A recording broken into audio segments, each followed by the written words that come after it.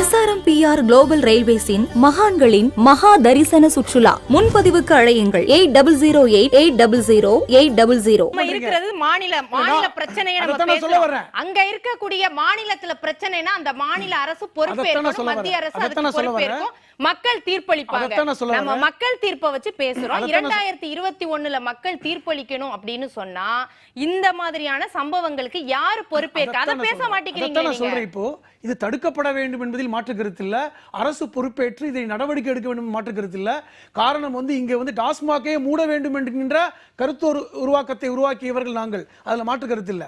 ஆனால் மதுவிலக்கு நடக்கின்ற இந்த போன்ற மாநிலங்கள் கூட அதிகமாக கள்ளச்சாராயம் நடந்துகிட்டு இருக்கிறது, அங்க மரணிக்கிறார்கள் என்கிற தகவலை சொல்றேன் உங்களுக்கு. ஆனால் இது தடுக்கப்பட வேண்டியது. இதை நீங்க என்ன செய்யறீங்கன்னா, இந்த அரசுக்கு எதிராக நீங்க போக்கஸ் பண்றீங்க. இது திராவிட மாடலுக்கு அரசுக்கு எதிராக நீங்கள் மதுவிலக்க இங்க மோசமாக இருக்கிறது. கள்ளச்சாராயத்தால் மரணிச்சாங்கன்னா அவங்களுக்கு 10 லட்சம் ரூபாய் கொடுக்குறாங்க. இதே சிவகாசியில தீப்பெட்டி தொழிற்சாலையில் மரணித்தவர்களுக்கு குறைவாக இருக்கிறது. அது கூட மாற்றப்படணும் தான் நாங்கள் சொல்லிட்டு இருக்கோம். ஏனென்றால் இந்த கள்ளச்சாராயம் மூலமாக ஒருவர் கூட மரணிக்க கூடாது என்பதுதான் எங்களுடைய எதிர்பார்ப்பு, எங்களுடைய கருத்தும் கூட. ஆனால் நீங்கள் இதை ஒரு மாநில அரசுக்கு மட்டும் எதிராக கொண்டு வராதீங்க. இது நாடு முழுவதும் மாநிலத்துல நடக்கிறதுனால நம்ம பேச வேண்டியது இருக்கு. ஹலீம், திரும்ப திரும்ப சொல்றேன், நான் குஜராத்ல இருந்தா குஜராத் அரசை பத்தி பேசுவேன். நான் இங்க தமிழ்நாட்டுல இருக்கிறேன். இருங்க, தமிழ்நாட்டுல இருக்கிறோம். இப்ப தமிழ்நாட்டுல இருக்கக்கூடிய ஒரு கள்ளக்குறிச்சி மாவட்டத்துல நடக்குது, அந்த சம்பவத்தை பத்தி பேசுறோம். அப்ப இதுக்கு யாரு பொறுப்பேற்கிறது அப்படிங்கிற ஒரு கேள்வி வருது. நீங்க எதை கேட்டாலும் நீங்க நடுவண் அரசு, பாஜக, அடுத்த மாநிலம், சரி, ஆனா அதுவும் தவறுனால இருக்கிற பிரச்சனை நெறியாளராக உள்வாங்கவில்லை. நான் திருப்பி சொல்றேன், இது தடுக்கப்பட வேண்டும். இதுக்கு அரசு பொறுப்பேற்று உடனடியாக நடவடிக்கை எடுக்க வேண்டும் என்பதில் மாற்று கருத்தே இல்ல. உங்களுக்கும் இருக்க முடியாது, எனக்கும் இருக்க முடியாது, அண்ணனுக்கு இருக்க முடியாது, செல்வகுமார் அவர்களுக்கு இருக்க முடியாது. நான் அதை வரல. ஆனால் நீங்கள் ஒரு மாநில அரசு இங்க இருக்கிறதுக்காக இந்த மாநில அரசை மட்டும் குற்றம் சுமத்தாதீங்க. இந்தியா முழுவதும் இருக்கின்ற மாநிலங்களில், குஜராத், பீகார் போன்ற மாநிலங்களில் இந்த கள்ளச்சாராய சாவு என்பது அதிகமாக இருக்கிறது என்பதை நான் உங்களுக்கு சொல்றேன். செல்வகுமார், இப்ப அங்கெல்லாம் அதிகமா இருக்கு. அப்ப இங்க நீங்க இருக்கிற விஷயத்தை மட்டும் எதுக்கு பூதாகரமாக்குறீங்க? இங்க நடக்கிற விஷயத்தை உடனே அது திமுகவுக்கு எதிரா எதுக்கு கொண்டுட்டு போறீங்க அப்படிங்கிற ஒரு விமர்சனத்தை வைக்கிறார். இந்தியா முழுக்க எந்த மாநிலத்தில் கள்ளச்சாராய இறப்புகள் நடந்தாலும் அது தவறுதான்.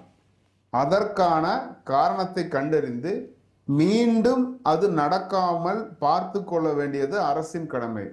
தமிழகத்தை பொறுத்த வரைக்கும் நம்ம என்ன குற்றச்சாட்டு வைக்கிறோம் அப்படின்னா, இந்த அரசு ஆட்சிக்கு வரும் பொழுது சாராய வரி மொத்த வருவாய் 34,000 கோடி.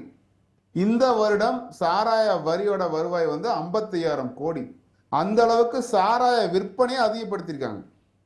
அதே சமயம் இந்த துறை என்பது மது விலக்கு மற்றும் ஆயத்தீர்வுத்துறைன்னு தான் பேர்ல இருக்கு, ப்ரொஹிபிஷன் அண்ட் எக்ஸைஸ் டியூட்டி. ஆனா இவர் என்ன செய்யறாங்க, சாராய விற்பனையை அதிகப்படுத்துறதா குறிக்கோள் இருக்கு. நீங்க சம்மர் காலத்துல பீர் புதிதாக அறிமுகப்படுத்தி அதன் மூலம் 20% வருவாயை அதிகரிச்சிருக்குதா பெருமை சொல்லக்கூடிய அரசு தான் அந்த அரசு. மது விலக்கு துறையோட வருவாய், சாராயம் விற்பதன் வருவாய் 55,000 கோடி. மது விலக்குக்கு போதுமான அவேர்னஸ், விழிப்புணர்வு, மறுவாழ்வு மையம் அமைப்பதற்கான செலவு 150 கோடி. எப்படி நாடு உருப்படும்? இவர்கள் சாராயம் விற்பதில் காட்டும் அக்கறையை சாராயம் குடிப்பழக்கத்திலிருந்து மக்களை மீட்டுவதில் காட்டுவதில்லை. மறுவாழ்வு மையங்கள் போதுமான அளவு கிடையாது. இன்னைக்கு தமிழகத்தில் தினசரி 1 கோடி கோட்டை வைக்கிறாங்க. 1 கோடி பேர் தினசரி குடிக்கிறாங்க.